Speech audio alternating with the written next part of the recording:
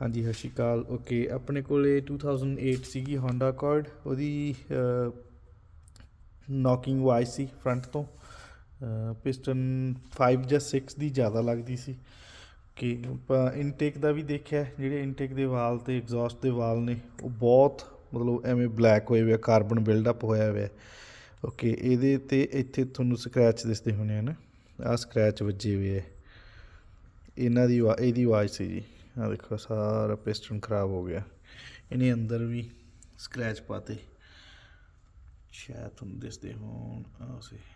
ਸਾਰੇ ਸਕਰੈਚ ਪਾਤੇ।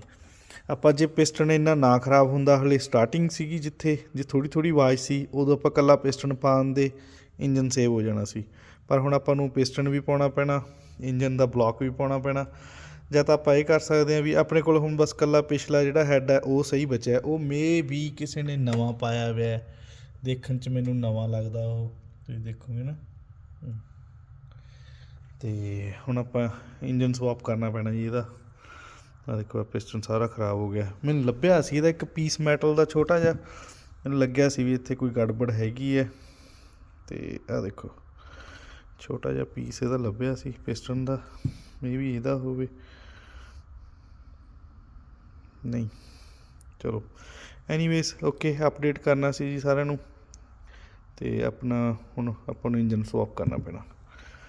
ਠੀਕ ਹੈ ਜੀ, ਥੈਂਕਸ ਫॉर ਵਾਚਿੰਗ। ਸਬਸਕ੍ਰਾਈਬ ਕਰ ਲਿਓ ਮੇਰਾ ਚੈਨਲ ਹੋਰ ਨਵੀਆਂ ਵੀਡੀਓ ਵਾਸਤੇ, ਡਾਇਗਨੋਸ ਵਾਸਤੇ, ਈਜ਼ੀ ਡਾਇਗਨੋਸ ਵਾਸਤੇ।